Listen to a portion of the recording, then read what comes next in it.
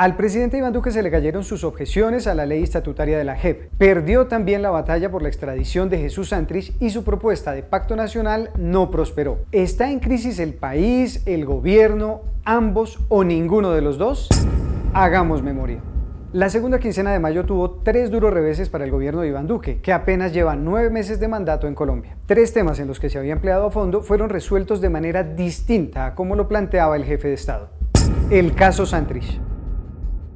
El primero fue la cruzada en pro de la extradición del exguerrillero Jesús Santrich, en la que el gobierno se embarcó en compañía del ahora exfiscal Néstor Humberto Martínez y en abierta contradicción a otra institución del Estado, la Justicia Especial para la Paz. La controversia en torno al tema, que inicialmente fue un debate jurídico sobre las competencias de la JEP para definir el asunto, se convirtió en una pura y física pelea política en la que se enfrentaban de un lado los detractores del proceso y del otro los amigos de la iniciativa de paz suscrita en 2016 entre el Estado colombiano y la ahora exguerrilla de las FARC. Un año duró la pelea. Comenzó el 9 de abril de 2018 con la captura de Jesús Santrich por orden de la Fiscalía y ante pedido de extradición de Estados Unidos. ¿Cuál fue la conclusión después de un año de discusión?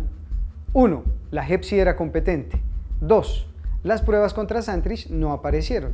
Y 3. El exguerrillero fue cobijado con orden de libertad. La Fiscalía le armó de inmediato otro proceso y lo volvió a encerrar. ¿Con qué argumento? Dijo que Santrich volvió a delinquir después del 1 de diciembre de 2016 y que por lo tanto pierde los beneficios del proceso de paz.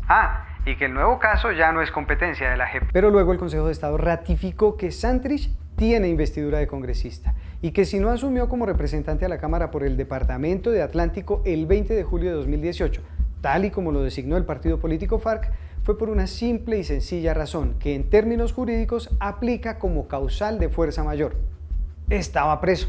Y el 29 de mayo se terminó de cerrar el círculo. La Corte Suprema de Justicia determinó que los congresistas, como Santrich, no pueden ser capturados por orden de cualquier juez, como hicieron con Santrich, y que tampoco era válida la legalización de captura que le hicieron en una clínica de Bogotá. ¿Y entonces quién va a investigar a Santrich? Pues la Corte Suprema. Y si comprueba que es culpable, pues lo castigará. ¿Ese es un privilegio de la guerrilla de las FARC por haber suscrito el acuerdo de paz con Juan Manuel Santos?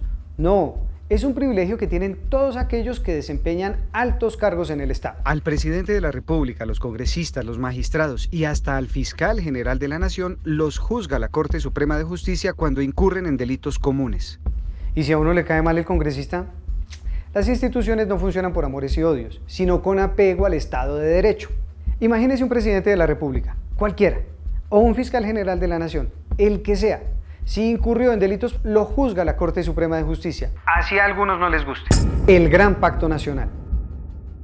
Ante la crisis desatada por el rechazo de algunos sectores políticos del país a la decisión de la Justicia Especial para la Paz de conceder la garantía de no extradición a Jesús Santrich, el presidente Iván Duque salió a convocar a los colombianos a un gran pacto nacional. Un pacto para hacer cambios a la paz y para defender la extradición. Las últimas 2 semanas de mayo se le fueron buscando consenso para su acuerdo, pero no lo logró. En primer lugar porque su propuesta de acuerdo no convocó a los sectores de oposición, situación que le generó críticas hasta en sectores independientes, quienes le recordaron que los acuerdos se hacen precisamente entre quienes piensan diferente. En segundo lugar porque lo que ocurrió durante la última semana de mayo fue que la oposición también convocó a un acuerdo, pero para defender la paz. Las objeciones a la JEP. La otra batalla perdida por el gobierno a finales de mayo fue la de las objeciones presidenciales a la JEP. ¿Y cuál es esa ley? Pues la que le da soporte a la Justicia Especial para la Paz, es decir, al sistema judicial creado para aquellos que se acogieron al proceso de paz entre el Estado colombiano y la guerrilla de las FARC. ¿Se extralimitó Duque al objetar la ley?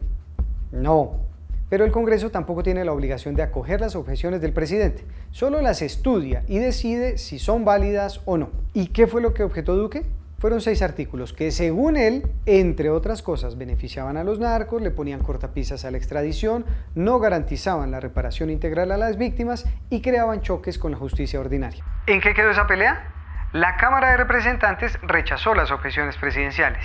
El Senado también. Pero algunos políticos afectos al gobierno de Iván Duque desconocieron esos resultados y propusieron una nueva y curiosa forma de contar los votos para sustentar sus argumentos. El teorema de Macías, como dijeron algunos congresistas. Pero como las matemáticas son claras y la normatividad colombiana también, el tema llegó a la Corte Constitucional, la cual le puso punto final a la discusión. Las objeciones presidenciales sí se hundieron en el Congreso. No se valen los nuevos teoremas. Por esa razón, la Corte Constitucional le ordenó al presidente Iván Duque que sancione de inmediato la ley, es decir, que la firme para que comience a funcionar sin más dilaciones. ¿Crisis o no crisis?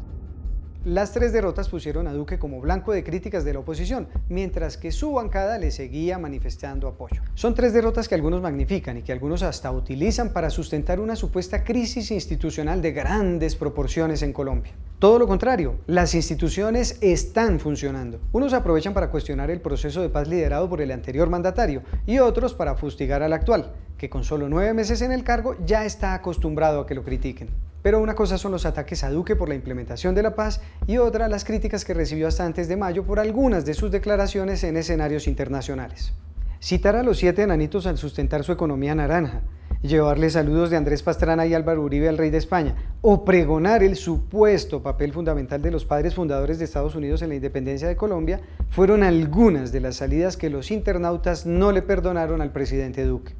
Las controversias de mayo, ya está visto, son por asuntos más delicados en la política interna. 6 décadas duró el conflicto con las FARC hasta que Colombia lo superó por la vía de la negociación. Pero el desarme de la guerrilla, también está visto, no significa que los problemas hayan terminado.